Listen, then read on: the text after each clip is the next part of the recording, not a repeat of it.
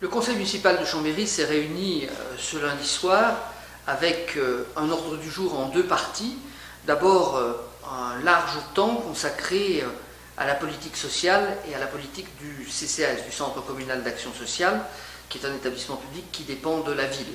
Cela nous a permis de faire un point de l'évolution de nos politiques dans ce secteur très sensible, secteur très fort, secteur dans lequel le personnel est mobilisé à chaque instant face à des situations individuelles qui sont toujours difficiles, que ce soit à cause de la pauvreté financière, de la pauvreté morale, d'une désespérance ou à cause de l'état de santé.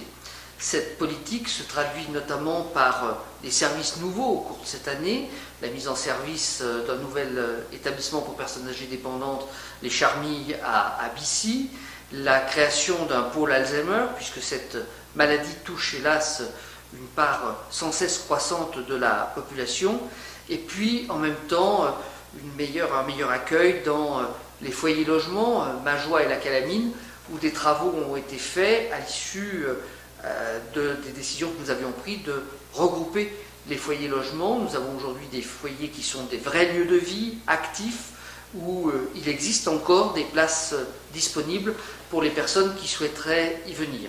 Nous souhaitons, dans le même état d'esprit, pour faciliter et favoriser le maintien à domicile, développer le portage de repas. Et puis, le conseil municipal s'est poursuivi avec quelques dossiers plus significatifs que d'autres.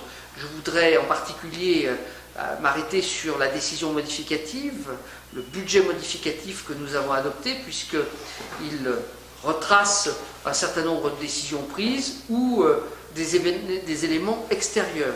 Je pense en particulier au fonds de péréquation par lequel l'État nous a pompé cette année une somme bien supérieure à celle de l'année dernière, puisqu'en 2015, c'est 498 000 € qui avaient été prélevés par l'État sur le budget de la ville, et en 2016, nous avons maintenant connaissance du chiffre définitif, le prélèvement sera de 762 000 €.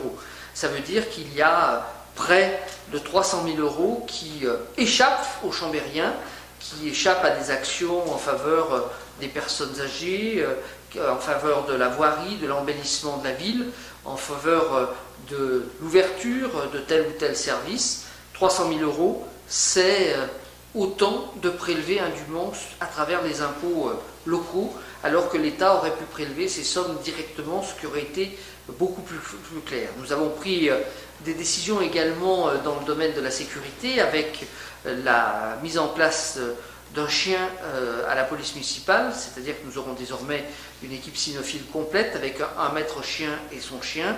Nous avons aussi travaillé dans le sens d'un climat plus apaisé, d'un climat stabilisé avec le développement des véhicules électriques.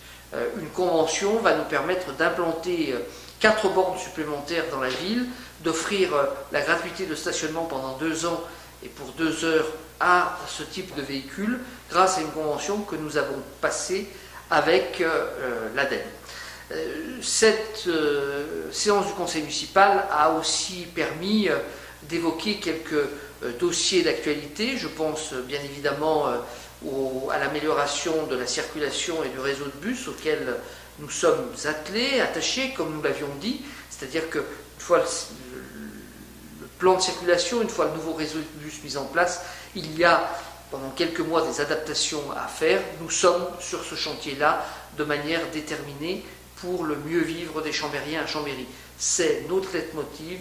Nous voulons apaiser le centre-ville, mais nous voulons aussi permettre à chacun de vivre dignement. Les différentes décisions prises ce soir s'inscrivent dans cette volonté municipale.